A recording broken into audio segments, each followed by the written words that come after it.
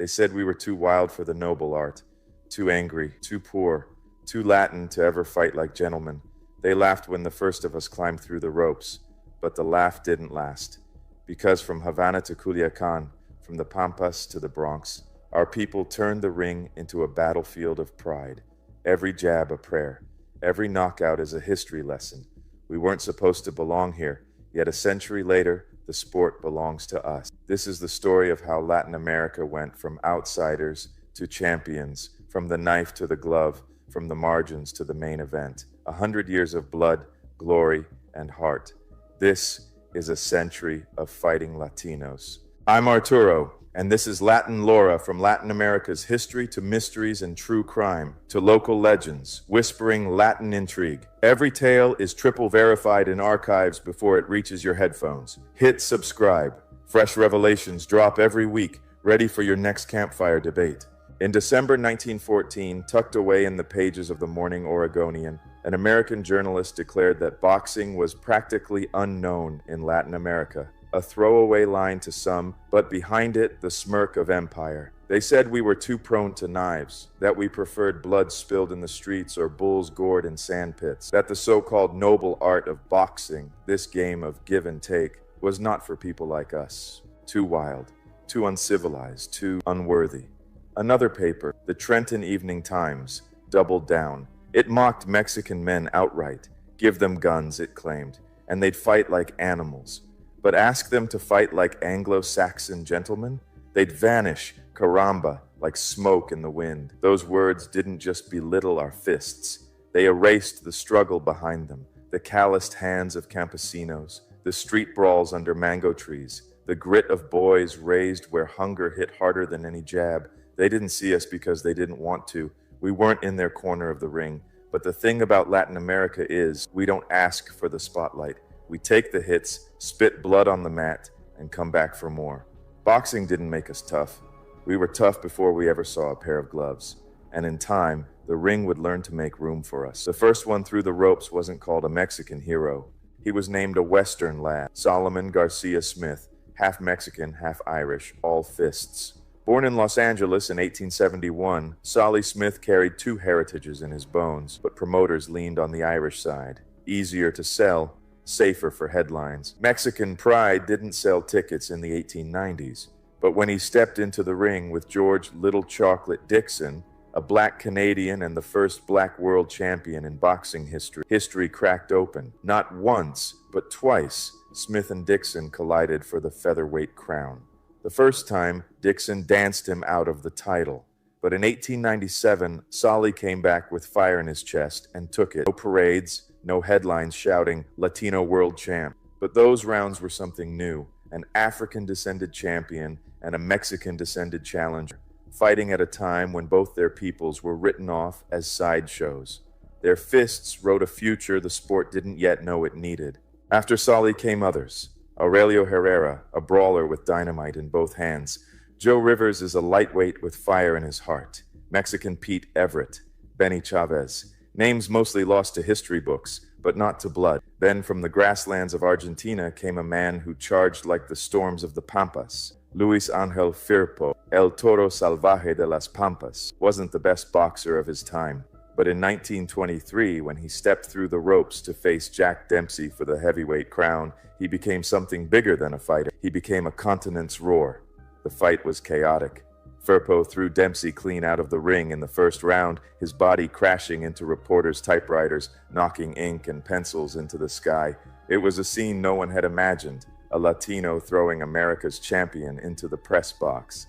Dempsey climbed back through the ropes like a man who'd been mugged and didn't yet know it. He won the fight by controversial decision, but the message had been delivered. Latinos could fight in the spotlight, and the spotlight would never be the same. The bull from Argentina had made the crowd gasp, but soon a dancer would make them sing. Havana, 1927. The air smelled of molasses, sea salt, and revolution. In the heart of Chero, a neighborhood pulsing with music and struggle, a boy named Eligio Sardinas Montalvo laced up his gloves.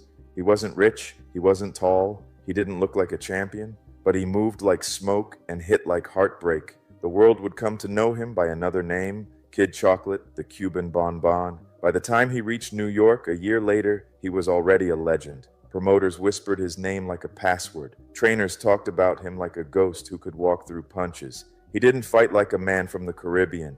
He fought like a lion in a knife fight. He floated, fainted, fired. 1 minute, he was a blur, gone. Next, he was standing over his opponent, calm as a moonlit wave. They said he couldn't be real. No fighter that fast, that precise, that composed could exist outside the pages of Pulp Fiction. But he did. He fought in front of thousands, then tens of thousands. He filled Ebbets Field. He filled Madison Square Garden. He filled the aching hunger of Cubans in exile and black fans in Harlem who saw in him a new kind of champion. One who looked like them, danced like them, and didn't ask for permission. In 1931, he beat Benny Bass to become Cuba's first world champion. Then he faced Tony Canzoneri, a fight that would stretch his genius to its limit. Their first bout went the distance.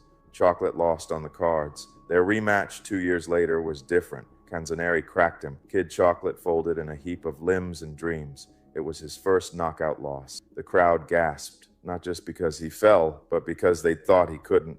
But champions, real ones, don't vanish with a loss. He returned to Havana, built his own gym, trained the next generation, wore canes and cravats like armor. Yet behind the flair, shadows moved. In 1931, he was jailed on a charge of seduction, a word used to shame him, erase him, punish him for being poor, famous, and dark-skinned.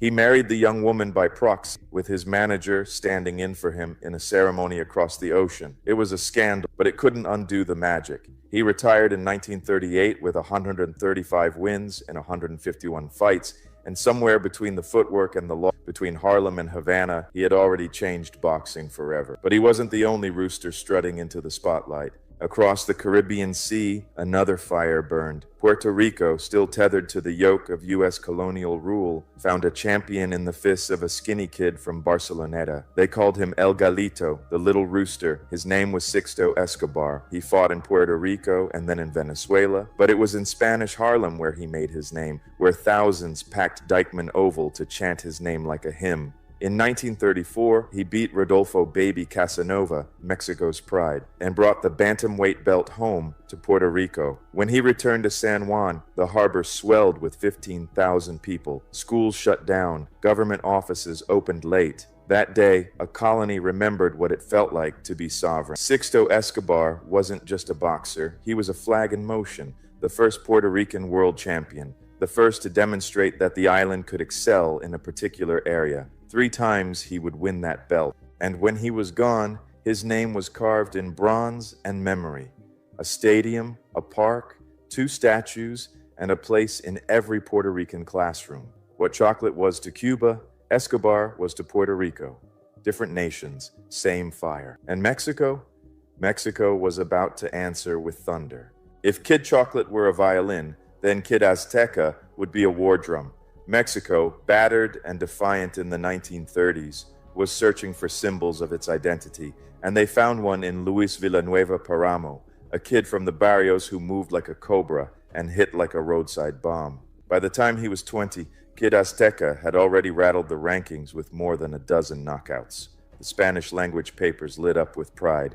El mejor boxeador que México ha producido, they declared. The best Mexico had ever birthed. And it wasn't hyperbole. He fought 252 times. Let that number sink in. 252 nights under the lights, 192 wins, 114 knockouts, 46 losses, 12 draws, a record that reads like a diary of pain and persistence. He fought everyone. Battling Shaw, Mexico's first world champion in the books. He beat him by decision. He fought Kid Chocolate himself, held him to a draw, then won their rematch by TKO. When Kid Azteca fought, you didn't blink. His right hand snapped out like a trap. Fast, coiled, lethal. The lightning speed of a cobra, one paper called it, after he flattened the popular young Peter Jackson in Los Angeles. But no matter how many giants he felled, no matter how many jaws he shattered, the commissions in New York and Nevada refused to rank him. He wasn't marketable. He wasn't from the right pipeline. In other words, he was too Mexican, too brown, too powerful to control. So he made his own kingdom. Held the Mexican welterweight title for 15 years. Starred in silver screen boxing films, El Gran Campeón, Kid Tabaco, Guantes de Oro. He became more than a fighter. He was folklore in gloves. But while Mexico had the Cobra, Cuba had the Hawk. His name was Gerardo Gonzalez, but the world knew him as Kid Gavilán, the Cuban Hawk. He came from sugar cane fields and swung his fists like he was still holding a machete. His signature move, the bolo punch, wasn't just a strike, it was a spectacle, a swirling, slashing hook uppercut hybrid that danced just before it destroyed. By 1951, Gavilán was the world welterweight champion, the first Cuban to hold the title since chocolate. He beat Johnny Bratton in Madison Square Garden, then went on to defeat the likes of Billy Graham, Ike Williams, Tony Gennaro, and Carmen Basilio. He fought Sugar Ray Robinson twice, and though he lost, he never got knocked out. That alone makes him sacred in the pantheon. He appeared in 46 nationally televised fights, becoming a household name in the United States and a national treasure in Cuba. When he returned to Havana in 1952 to fight Billy Graham, 40,000 fans packed the stadium. Dictator Fulgencio Batista personally sponsored the bout. Love him or hate him, Batista understood spectacle, and Gavilán was pure spectacle. But the 1950s were also dark. The International Boxing Club controlled the sport like a crooked puppet master. Fight fixing, mob ties, threats, bribes, it was all part of the dance. Gavilán's first bout against Billy Graham was ruled in his favor. But years later, the referee confessed on his deathbed the decision had been ordered by the boys. Still, no one ever laid Gavilán out. He retired in 1958. Then the revolution came. Castro outlawed professional boxing. Gavilán, now a Jehovah's Witness, was jailed for preaching. When he finally returned to the United States in 1968, he was broke, sick, and forgotten. He died in Miami in 1993 and was buried in a pauper's grave. Until something miraculous happened, Mike Tyson, Roberto Durán, Emil Griffith, Leon Spinks, Buddy McGirt, they found out. And they paid. They paid to dig up the old champ and move his bones to a better resting place with a headstone and honor. Kid Gavilán, the Hawk of Havana, now sleeps among peers, but his story still whispers the old truth. The ring will cheer your rise, but it will not catch your fall. Back in Mexico, a new exile had arrived, carrying soap in his hands and exile in his soul.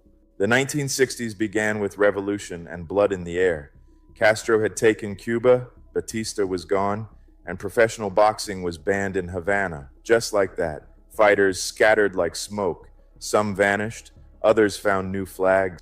José Nápoles, mantequilla they called him, butter, because that's how his fists flowed. He left Cuba in '61, exiled alone, carrying only a pair of fists and a gift for rhythm. Mexico adopted him. He adopted Mexico. And in return, he gave the country one of the slickest welterweights it ever saw. In 1969, he beat Curtis Cokes for the title, wore a sombrero in the ring afterward, said it was thanks for the love, the tacos, the refuge. He wasn't flashy, he wasn't loud. He was silk over bone, a master of angles and patience, of slipping just so and striking just when. 88 fights, 81 wins, 54 knockouts.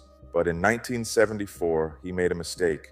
He moved up in weight. He called out a killer, Carlos Monzón, Argentina's Escopeta, the shotgun, a man who never smiled in the ring because the violence was too sacred. Their fight was held in Paris. It was a mismatch.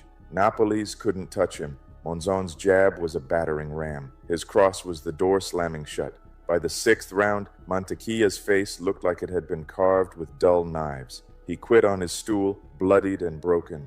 It wasn't shameful. It was Monzón. Monzón broke everyone. He was a volcano in gloves, simmering rage held back by muscle memory. He had emerged from the slums of San Javier, survived bare-knuckle street fights, made his way through the Argentine underworld, and come out with hands that could end careers in a single round.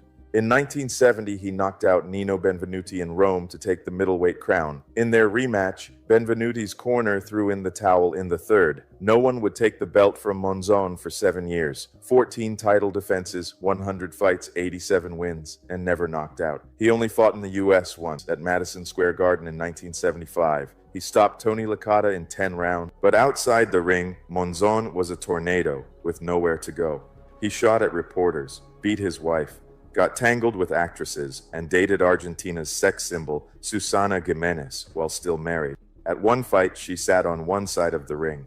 His wife sat on the other side. No one knew who was praying for victory. After his retirement, the headlines changed. More domestic violence, more scandal, then tragedy. His new girlfriend, Alicia Muñiz, was found dead, strangled, and thrown from a balcony.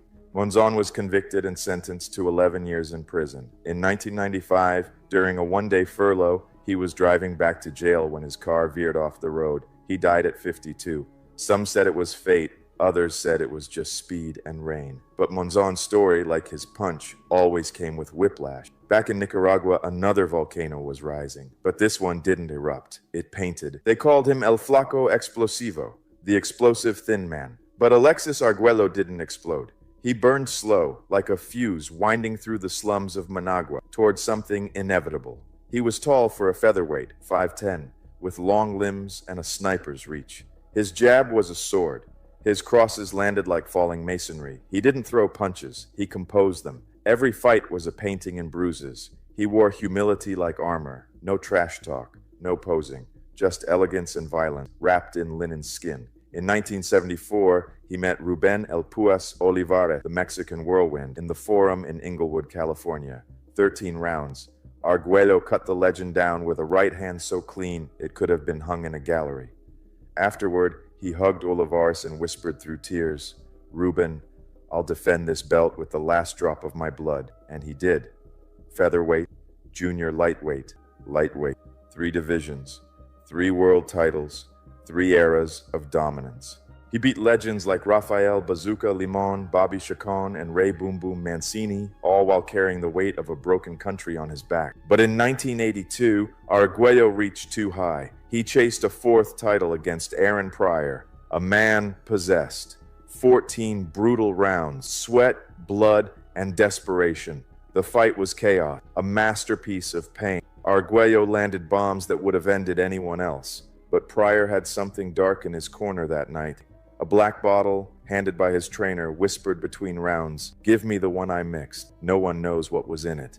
But in the 14th, Pryor uncorked a combination so cruel, Argüello sagged into the ropes and melted to the canvas. The fight of the decade, they called it. A loss, but not a defeat. You don't defeat a man like Argüello, you survive him. They fought again the following year. Pryor stopped him in the 10th. Argüello retired, then unretired. 4 more fights, 1 last paycheck, 1 last ring walk. He finished his career with 77 wins and 8 losses. Then, like many warriors, he tried politics. He joined the Contras, fought against the Sandinistas who had overthrown the Somoza regime. Then he switched sides. Then the government took his money. Then came the corruption, the lies, the weight of a nation that loved him only in statues. In 2008, he was elected mayor of Managua. In 2009, he was found dead from a gunshot wound to the chest. They ruled it a suicide. But Managua whispered something different, that he had spoken too loudly, that the corruption had pushed him too far, that maybe, just maybe, someone helped silence the last clean man in town. He died at 57. But in Nicaragua, they still say, the Pope is the biggest religious idol, and Alexis is the biggest everything else. If Argüello was a gentleman with a scalpel, Roberto Durán was a street brawler with a sledgehammer. Born in El Chorrillo, one of Panama City's roughest neighborhoods, Manos de Piedra, hands of stone, didn't fight to be elegant. He fought because fighting was the only thing that ever made sense. He started as a lightweight, 135 pounds of vengeance, but there was nothing light about the way he hit. In 1972, he took on Ken Buchanan at Madison Square Garden. A Scot with fancy footwork, Buchanan had never been stopped, but Durán chased him down like a wolf and beat him until the referee pulled him off. After the bell. The belt was his, so was the myth. Durán defended the lightweight crown 13 times, 12 by knockout. His only loss during that run came against Esteban de Jesus, a fellow Latino who dropped him in the first round.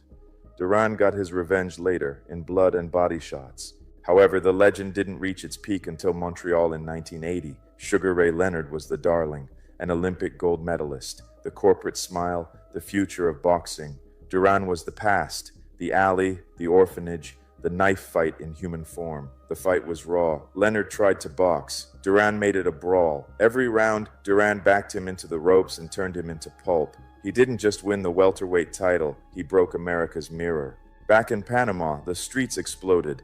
The president sent a jet to bring him home. Parades, a Roberto Durán Day, the Amador Guerrero Medal, the highest national honor. He wasn't just a champion, he was the country itself, bare-chested, bruised, roaring. Then came New Orleans, the rematch. Sugar Ray had learned.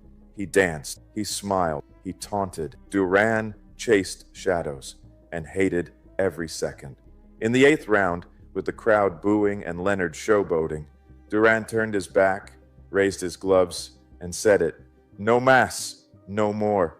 The words shot through the sport like a thunderclap. Some called him a coward. Panama mourned. Graffiti painted him a traitor. His trainer, Ray Arcel, walked away and never returned. Durán vanished into silence, but silence never held him. 14 months later, he came back, challenged Wilfred Benitez, lost on points, then lost again. Kirkland Lang, a Jamaican-born Brit, beat him in the upset of the year. People said he was done. Then, in 1983, on his 32nd birthday, he fought Davy Moore. Moore was younger, stronger. Durán mauled him, cut him, crushed him. Moore's face looked like it had been fed through a blender. The ref stopped it in the 8th. Durán lifted the WBA junior middleweight title over his head like a man reclaiming his name. He wasn't done. He fought Marvin Hagler in 83, lost, but pushed the middleweight monster to a decision. He fought Thomas Hearns in 84, got knocked out cold in 2. Then, in 1989, he fought Iran Barkley, a man half bull, half cannon. Durán outboxed him, outpunched him, won the WBC middleweight title at 37 years old. He fought Leonard one last time in 89, lost again, but he didn't say no mas. He fought until the final bell, kept fighting into the 1990s, into the 2000s, until he was 50, 119 fights, 103 wins, 70 by knockout. His face was leather, his teeth are gold, his legend unbreakable. They called him crude, they called him a savage, but in Panama, they called him ours. From the dust of Sinaloa came a boy with fists like hammers and a will made of steel rebar. He wasn't polished, he didn't dance, he crushed. Julio César Chávez, the youngest of 10 kids, grew up in a railroad car in Culiacán. No shoes, no future, but he had a mother who prayed and a dream that glowed in the dark. He fought his way into the spotlight the hard way, fight after fight, win after win, all blood and discipline. By 1985, at just 22, Chávez was in the U.S. fighting Roger Mayweather, a slick, long, and dangerous opponent. In the second round, Chávez broke him. Mayweather crumpled. A star had arrived. From there, Chávez went 90-0, 90 wins, 0 losses. He was relentless, not flashy, not slick. He was a grinder, a body-punching machine, a stalker with granite in his jaw and piston lungs. His fights weren't just wins, they were executions. He beat Edwin Rosario so viciously that Rosario's face looked melted by the end. He destroyed Rafael Limon, Tony Lopez, Meldrick Taylor, and Héctor Camacho. Against Taylor in 1990, he was behind on all scorecards. In the last round, with only seconds left, he landed a short right that dropped Taylor like a puppet whose strings had been cut. Ref waved it off with 2 seconds left. Controversial? Yes. Epic? Absolutely. Mexico roared. Chávez was no longer a fighter. He was an institution. The presidents called him Mi Campeón. People experiencing poverty called him Hope. Songs were written. Corridos blasted from car radios. Kids in Tijuana skipped school to see him train. Then came Oscar de la Hoya, the golden boy. Chávez, now 34, was battle-worn. Oscar was 22, fast, marketable, handsome, and American as apple pie, with a last name that spoke Spanish. To some, he was a bridge. To others, a sellout. In 1996, they met. In round 1, De La Hoya opened a gash over Chávez's eye. By round 4, the ref stopped it. Tears rolled in Mexican households. They fought again in 1998, same result. Oscar won, but Chávez walked away with the people. He retired with 115 fights, 107 wins, and 86 knockouts, a career carved into the bone of a nation. Then, from Bayamón, Puerto Rico, came a comet wrapped in sequins, Héctor Macho Camacho. He didn't just enter arenas, he exploded into them. Leopard robes, flags, loincloths, matching boots, and that signature yell, "What time is it? Macho time!" But behind the rhinestones, Camacho could box. He won the super featherweight title in 83, the lightweight title in 85, the super lightweight title in '89.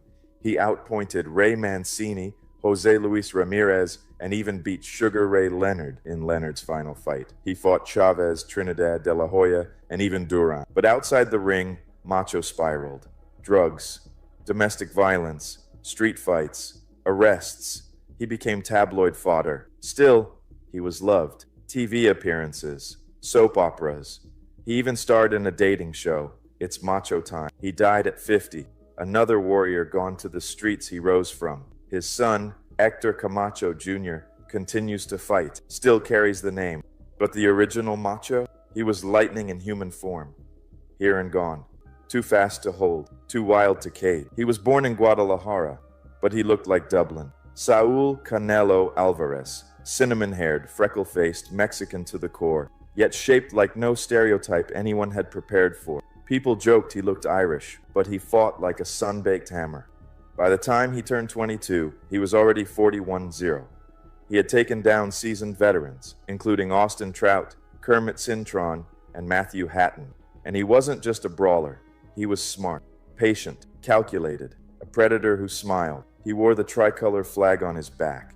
He spoke of his country like a son kneeling at his mother's feet. He was proud, but polished. Then came the test. Floyd Mayweather Jr., 2013, Las Vegas, a super fight promoted by Mayweather Promotions, Golden Boy Promotions, and Canelo Promotions. Mayweather was the master. Canelo was the rising storm. But the master taught a lesson that night. He made Canelo miss, made him hesitate, made him look like a boy. Canelo lost, but not with shame. He learned, a Latino fighter not destroyed by his first defeat, but defined by how he rebuilt. Canelo went on to dominate divisions from super welterweight to light heavyweight. He destroyed Kovalev, Plant, Saunders, and Callum Smith, all with grace, all with Mexican flags waving behind him. Pay-per-view records shattered. He became the face of boxing, not just in Latin America, but everywhere. He went up to 175 in 2022 and met a wall of timing and discipline in Dimitri Bivol, dropped a decision, then marched back to 168 and kept collecting names. He closed the book on Gennady Golovkin in their trilogy, returned home to dominate John Ryder in Guadalajara, handled Jermell Charlo over 12, and outpointed Jaime Munguia. Then came 2025 and Terence Crawford's audacity, up 2 divisions into a stadium boiling with noise, under Allegiant's roof before a record-breaking crowd and a global stream. Crawford boxed the edges clean and took the decision. And yet, even in defeat, Canelo was the event, the magnet, the measuring stick, the name that turns weekends into pilgrimages. He remains one of the sport's main attractions. Win or lose, the house still fills when he walks. Here's the roll call, campfire close and heartbeat loud, of the Latinos who, alongside Canelo, are already brushing the sports crown or sprinting toward it. Jesse Bam Rodriguez. Bam fights like a kid raised by angels and body shots, gliding in, cutting the lights, and leaving champions looking for exits. Stopping Sonny Edwards and Juan Francisco Estrada wasn't resume building. It was a civic announcement from San Antonio. A Mexican-American now runs these small-weight streets. 24 years old soul in the eyes. He's a young king who paints combinations like verses. Diego Pacheco, 6'4" at super middle, all levers and bad intentions, with a jab that sounds like a door locking. The left hook to Maciej Sulecki's ribs was a promise kept. Patience, selection, and power that travels into deep water. He's the WBO mandatory now, a polite storm parked on Canelo's porch, and a Jaime Munguia test would only make the thunder louder. Xander Zayas, Puerto Rico's next standard bearer, smiles easily until the bell rings, then it's jab, step, counter, clean as a pressed guayabera. Dominant wins over Damian Sosa and Patrick Teixeira showed grown man defense on a young frame. The island has its spotlight warmed. Zayas looks built to carry it down the tunnel. Angel Ayala Lardizabal, 12-round trench fighter from Mexico who treats the pocket like a rented room. Wins over Christopher Rosales and Felix Alvarado stamped him as more than volume. There's iron under those combinations. The road to a Japanese champion feels inevitable. The only suspense is the date. David Cuellar Contreras, El General, marches downhill with veteran calm and young man's menace, undefeated and unblinking. Stopping Luis Concepcion, He looks like the finisher who turns eliminators into coronations. Find him a dance partner who won't wilt and watch the belt start to flinch. Jesus Ramos Jr. Southpaw thump with a body attack that ages opponents mid-fight. He swallowed the Lubin controversy, then ripped through Johan Gonzalez like a man putting his foot back on the gas. At 154, a Jermel Charlo night is the kind of crossroads where contenders become headliners, and Ramos has the engine for it. Alan Picasso Romero, endless work rate, mean stamina, and sharp edges at 122. Picasso paints a fast canvas. He outclassed Azat Hovhannissian and won a title eliminator on a Canelo card, telling everyone he's ready for elite traffic. With Golden Boy keeping him busy and Inoue ruling the hill, Picasso has the style and lungs to make that climb a fight, not a formality. Emiliano Vargas, blue-chip jeans and fast-forward hands, a highlight reel hunting its next victim. They're moving him right at 20, but the eye test says future arena closer at lightweight and beyond. He carries the Vargas name like a drum and hits like the encore. Ernesto Tito Mercado. At 140, he's a breaker of wills, already running through Hank Lundy, Jeremiah Nakatila, and Jason Velez with a finisher's calm. Matchroom means bigger rooms and deeper waters, which suits a counterpuncher who talks like he's already seen the ending. In a stacked division, his power cuts through the crowd noise. Elijah Garcia, 21 and already hardened at middleweight, showed bite and balance, stopping Jose Armando Resendiz, then learned the proper lessons against Tyrone Davis. The frame, the poise, the punch ideas, they're all there. Give him rhythm and rounds, and 160 might finally wake up to a Mexican-American wake-up call. Yoenis Tellez, Cuban school with teeth, slick enough to teach, mean enough to grade on a curve. He burst into the U.S. spotlight by slicing through Sergio Garcia and hasn't blinked since. With Ronnie Shields guiding and real pop at 154, he's being fast-tracked for the simplest reason: he's ready. Jose Angel Gabriel Rosa, southpaw from Argentina with 27-0 momentum and a traveler's itch, he breaks jaws at home and looks the part of a road warrior in waiting. The next step is obvious. Carry that power to the US or Mexico and test it against a ranked chin. Argentina knows this song. Rosa sounds like the chorus. Gabriela Fundora, the youngest undisputed of the four-belt era, stands tall over flyweights and fights like time is hers to bend. She didn't just beat Gabriela Castellana, she reset the temperature. Leverage, poise, and a finisher's cold breath. If you're searching for tomorrow's Latina headliner, stop searching. She's already here. However, while the world celebrated Fundora's triumphs, we must remember that for years, Latina women have fought in the shadows, ignored, underpaid, undervalued, but not anymore. In Mexico, they were the first to break through. Jackie Nava, Mariana La Barbie Juarez, Ana Maria Torres.